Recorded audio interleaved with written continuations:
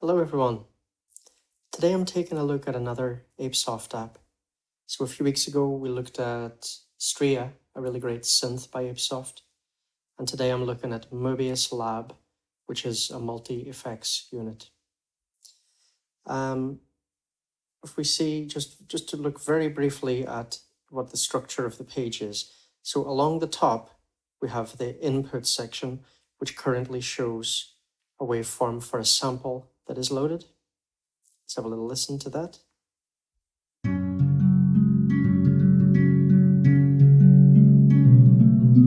Okay, now the middle section, we have a bunch of different effects all along here.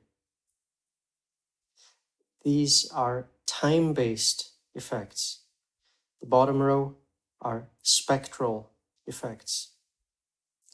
Now, what are spectral effects? Spectral effects basically take, let's say, a signal and break it down into its separate waveforms. So these waveforms will have their own frequencies, their own amplitude, their own phase. And then after these get broken down into these abstract parts, then we can apply the time domain effects to them. And then at the end, they get put together again and back into the complex form. Okay.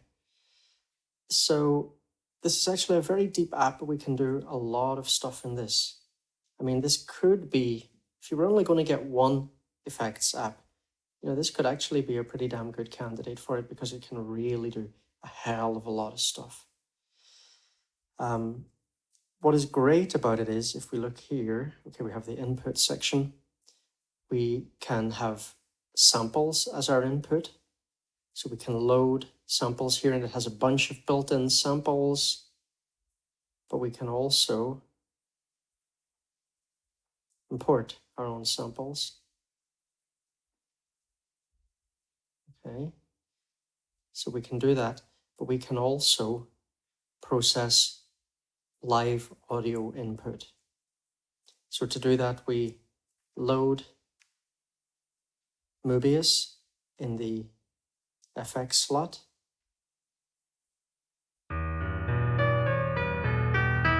So here, now, anything I do in here is going to be modifying this audio source. Right? Okay, third input type, synth. Now you can see with each input type that we choose, what we see along the top of the screen changes. Now at the bottom of the screen, we have the keyboard, and you can see at the moment, the keyboard is routed to the synth. So good, right? We can also route this keyboard to other things, because this is another thing that we can do in the input section.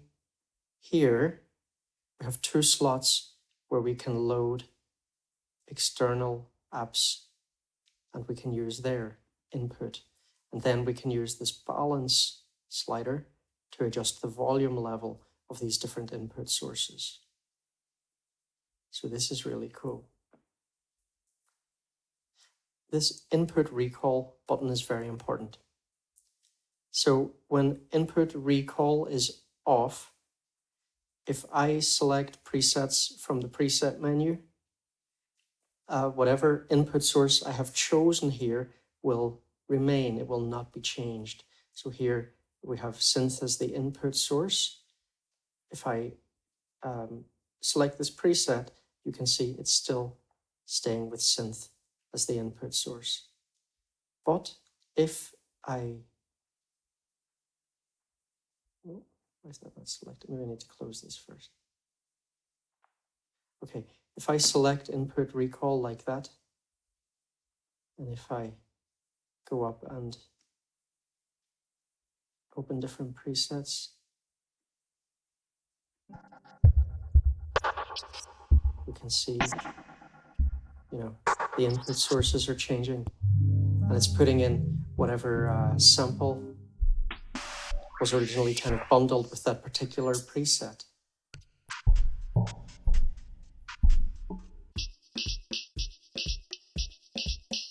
Now, another thing that's what's interesting up in the presets menu here is this is a very good way to become familiar with the different effects.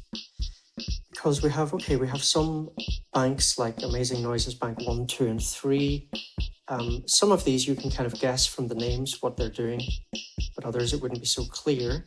But if we go down here, for example, blur presets, okay, all of these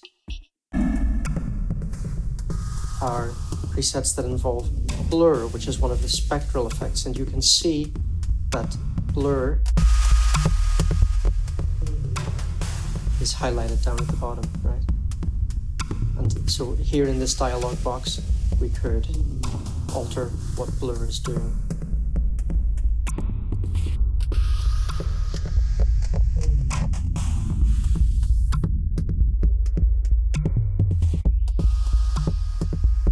Change the amount and so on. Okay. So we can use the presets to get familiar with what different things do. Let's just take a look at a few. Exciter, for example, because that's one of the ones that we're going to look at today.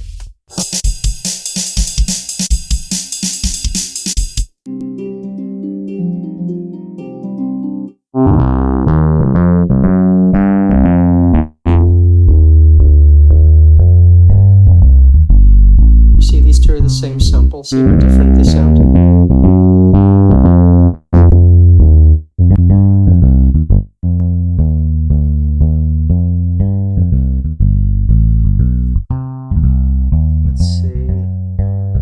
Klamper presets. It's another one we're going to look at today.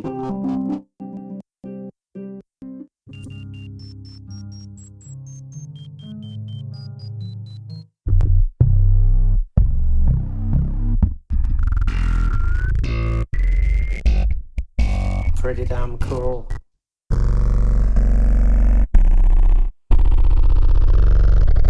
Ringer presets. It's another one we're going to do today.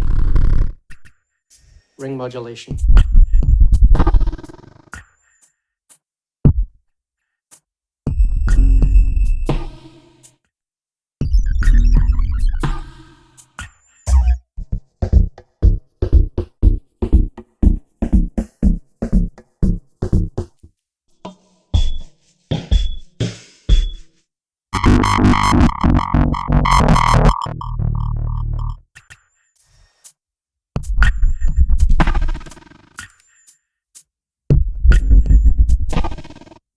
Okay, very nice.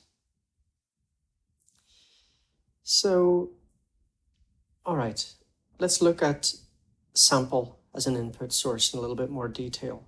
So again, remember, we choose the input source by clicking this downward pointing arrow over here. This arrow in the middle, this is for output. Okay. All right, so sampler, I'm gonna load a different sample. I'm going to load this harp sample, which I was playing earlier. Okay. I did something wrong there. Maybe my mouse is not working for this for some reason. Let me try again.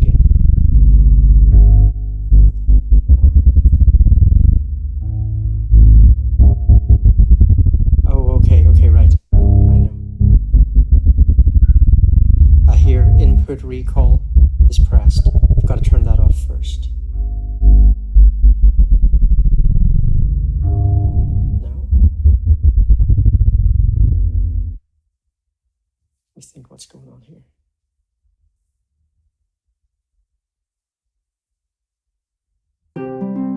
Yes.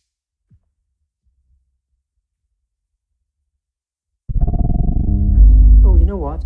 It is bloody loaded. It's just because this preset is so wacky. All right.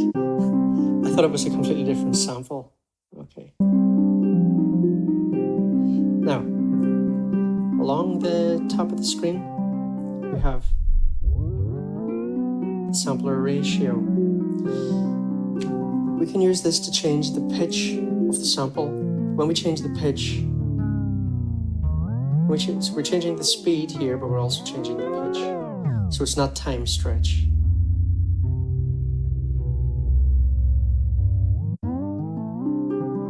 So when it's at 1, it's original speed, double speed, this is 37%, and so on. Now, here, this little chain thing, this is a quantize button, so this will map it to the BPM. Okay, so that's those. Now, with this, you can see that here, we're getting this kind of scrubbing effect. When I click here, it will take time to travel to the point I've clicked, and we'll get this noise. But if I press here, it will just immediately jump and we won't get this noise. Okay. Top right, here we set the start and end point for the loops. Okay.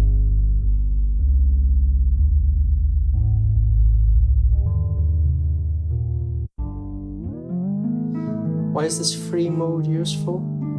Well,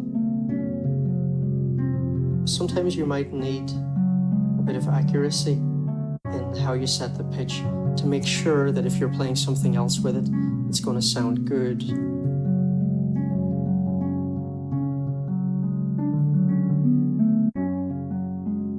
I hate the noise. It keeps crashing. It's such a shit app. But it sounds great, unfortunately, so I still keep using it.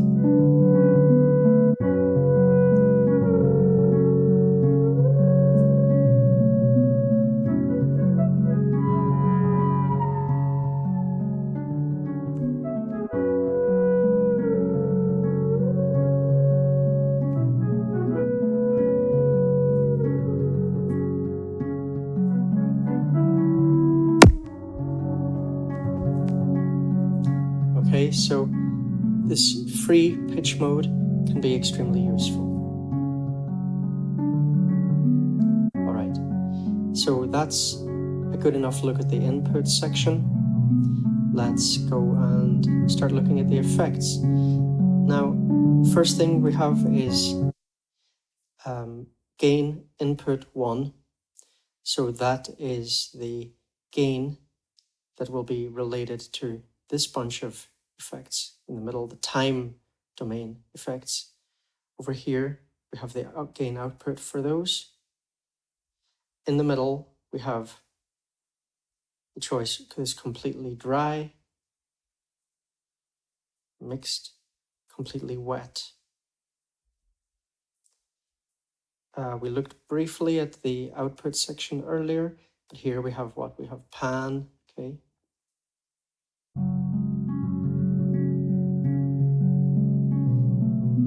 Gain, okay. Here we have a reverb. Over here we have a compressor.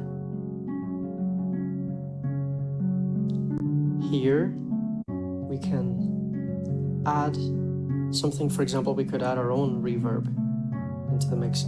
But I mean, if we're using this as an audio unit in AUM, as an interapp audio in AUM, it doesn't really matter.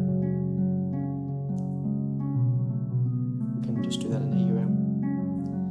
Okay, so we're going to look now at the exciter effect.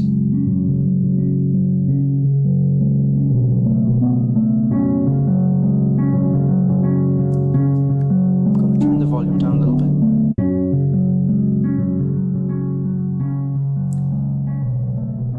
Okay, so exciter, we have 4 knobs. Let's look at what they say. Sat/EXC, so saturation/excitation. Over here, split frequency, amount, and feedback. Now obviously amount will control the level of the effect. Feedback will make it a bit crazier. By feeding the output back in through the input again. Split frequency, okay.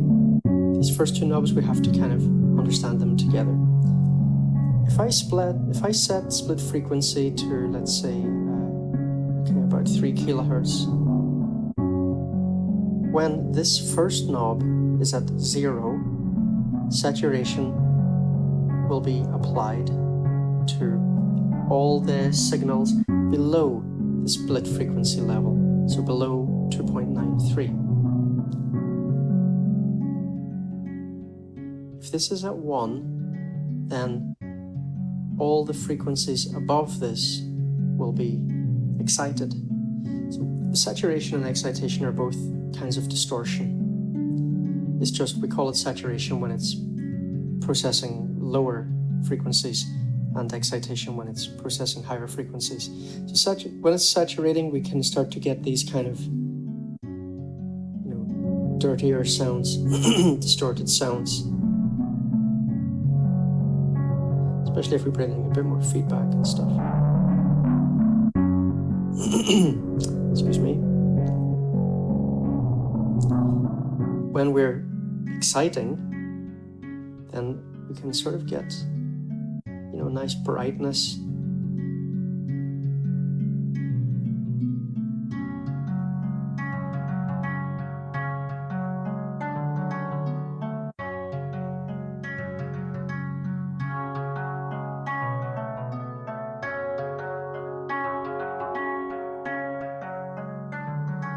That really suits this sound. Okay, so again, turn it off and on. Alright, so that's the saturation and excitation part. Ringer. This is a ring modulator.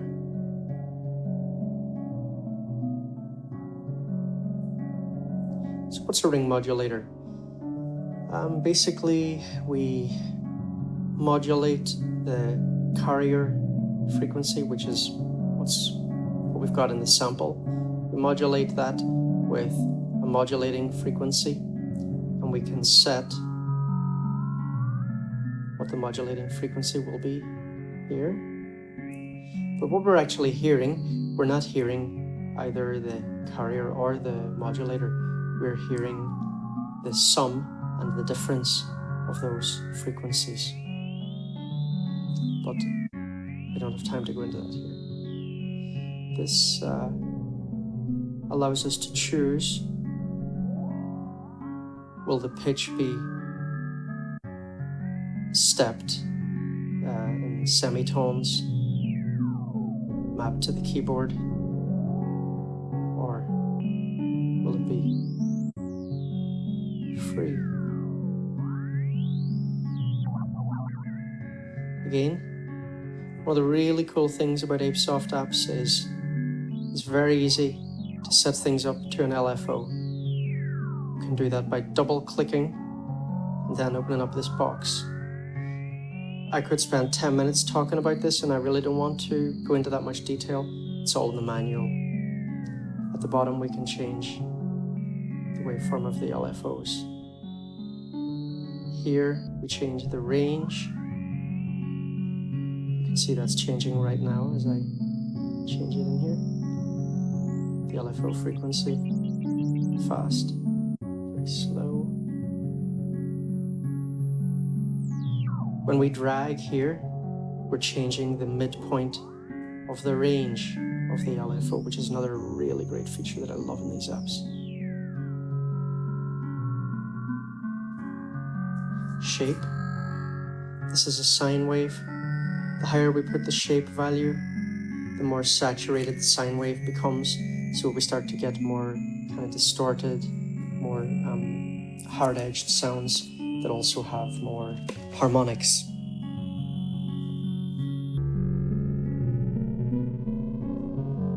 Here we have a low-pass filter.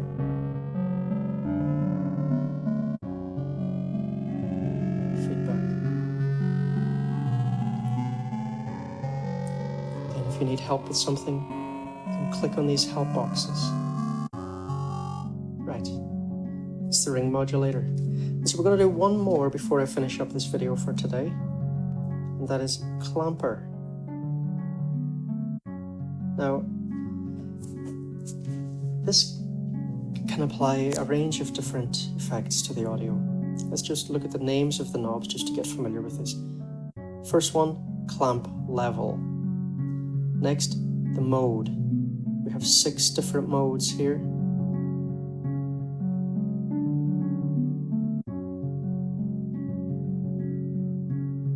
Next one, oscillator frequency.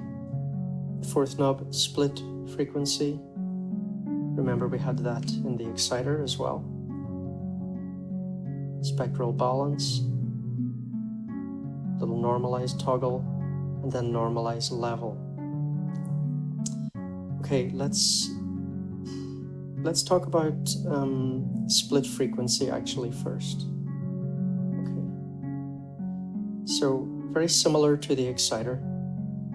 If I set the split frequency point to what it says now, 4.72 kilohertz, if this knob, this spectral balance knob, is at 0, then the effect will be applied to everything below that frequency.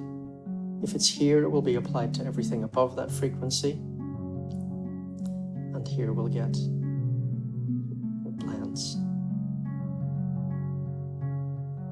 When normalize is selected, we can control the level of the effects. Okay, now here you have to kind of bring the clamp level down before you start noticing things. The clamp level refers to the amplitude of the signal. When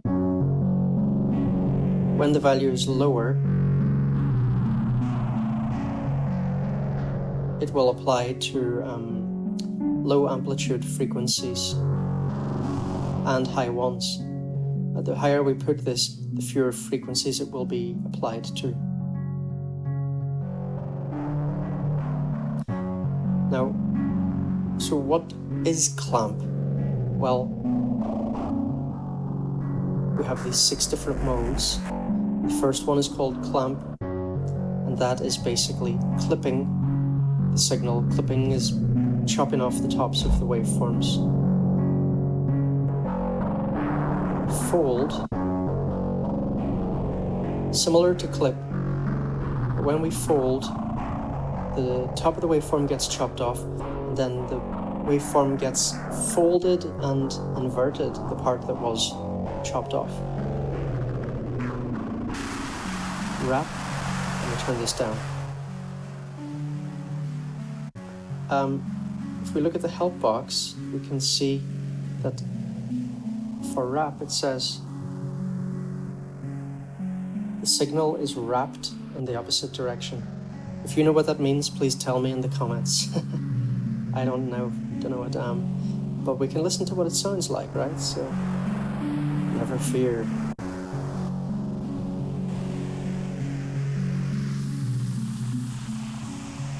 Let's just compare wrap and fold. They're quite similar.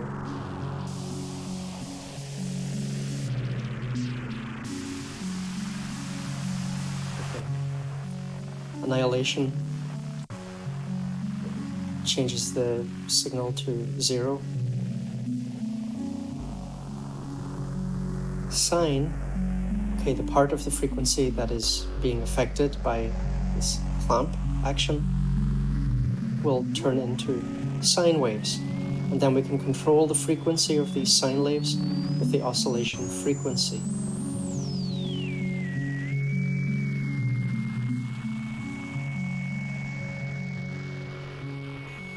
Here is a square wave.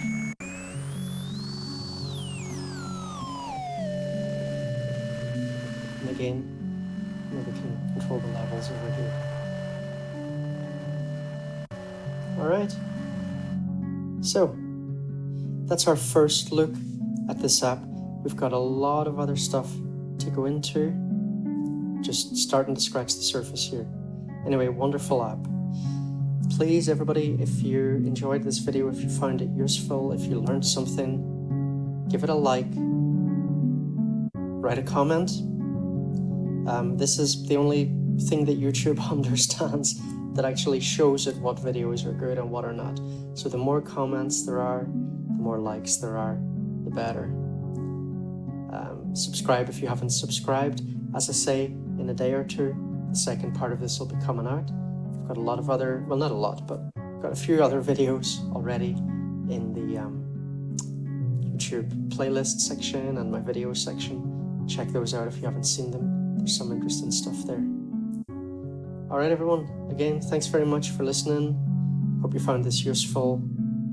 Any comments? Feel free to write them in the comments section. And again, if you know what that wrap function does, then let me know. Thank you.